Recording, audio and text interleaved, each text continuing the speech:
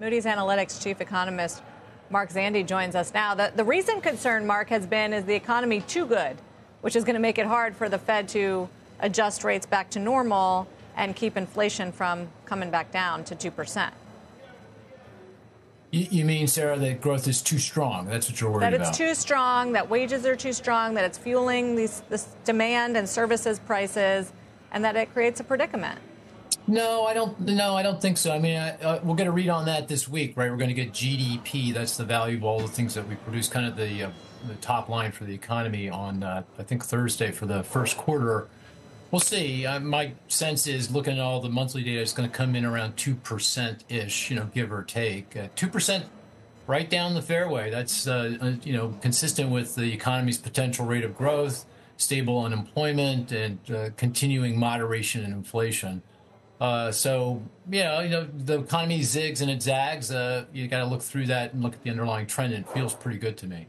So you said importantly there that inflation continues to moderate. So that's your expectation, even though we've seen some firmer readings, concerns about rent not coming down, concerns about services prices and places like insurance not coming down, restaurant spending.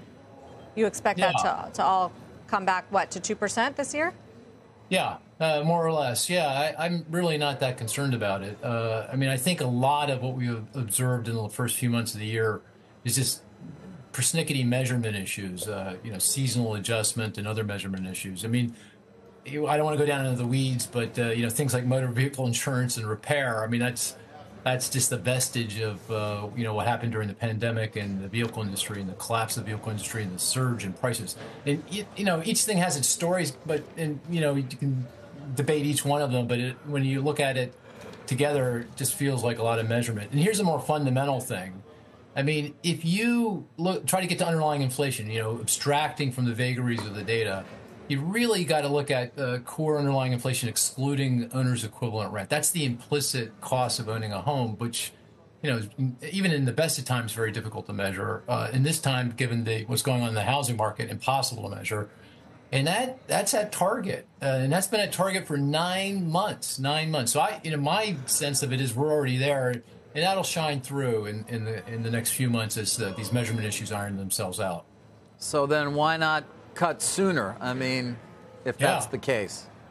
Well, that would be my view, right? I mean, I think the Fed has achieved its mandate. It has to conduct policy to reach full employment.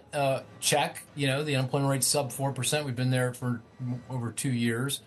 And I think inflation is, the top line number isn't quite back to where it needs to be. But as I just articulated, I think we're clearly headed in that direction. And then you ask yourself, well, okay, if you've achieved your mandate, why do I need a 5.5% federal funds rate target? There's a lot of reasonable debate as to what the, equilibrium rate is, that rate that monetary policy is neither restraining or supporting growth. So maybe it's not 2.5%, maybe it's not 3, maybe it's not 3.5, maybe it's 4, but that's still higher, that's still lower than 5.5%. So why take the risk, of breaking something in the financial system or economy? So if I were king for the day, David, I would say, yeah, we should be cutting rates.